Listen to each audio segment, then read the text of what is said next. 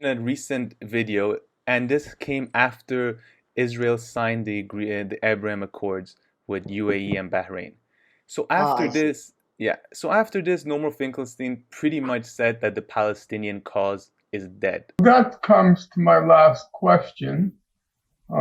We looked at the genesis, the origins of this so-called historic agreement, and we looked at the consequences on paper of this historic agreement. But it does have significance, and one should not pretend as if it's a full-fledged farce.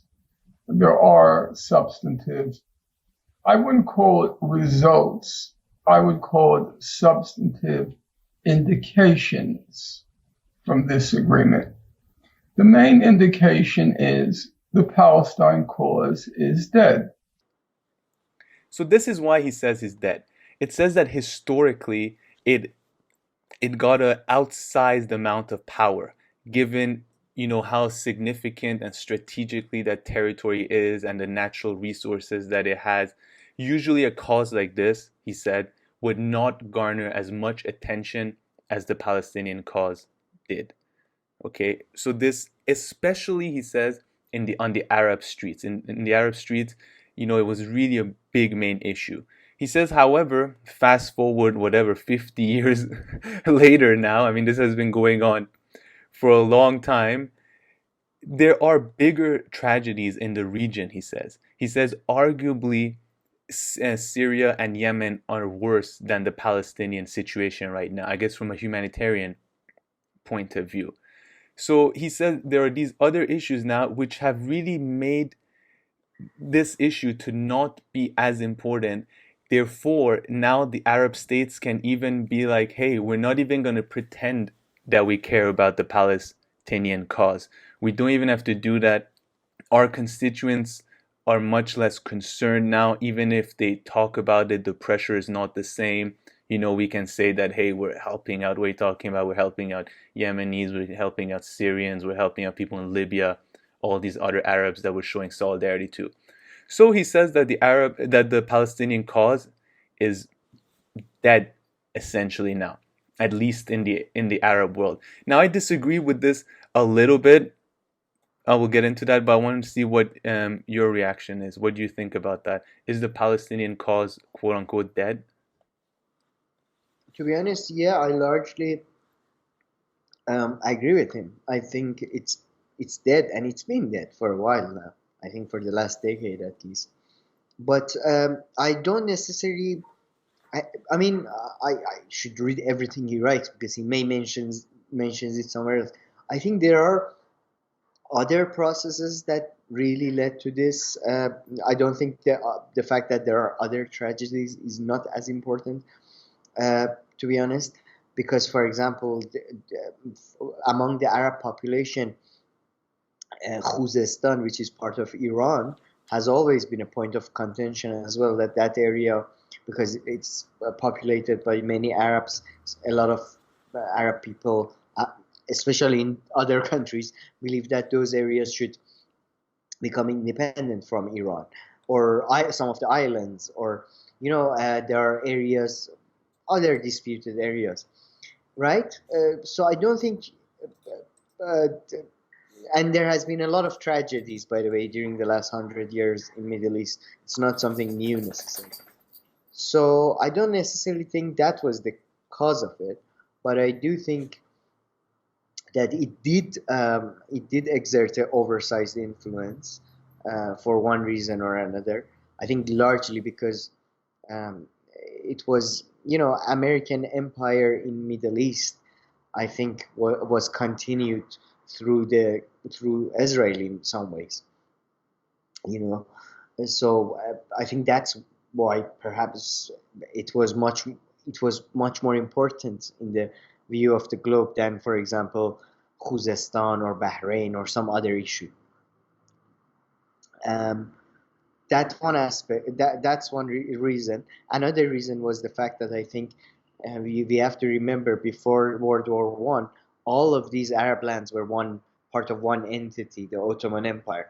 So uh, the generations before, the older generations that are dead now, they had much more of a communal view of the whole Arab world than uh, state nations on their own, right? Like a Jordanian or a Omani or whatever.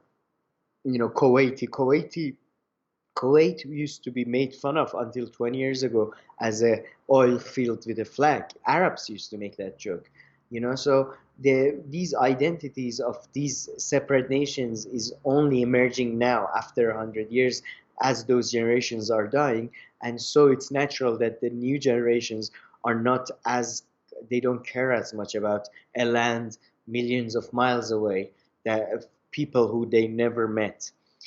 So I think the geopolitical reasons and historical reasons are the reasons that uh, Palestinian issue was such a it cast such a big shadow, even though it was perhaps in terms of like number of people involved was not the biggest issue out there.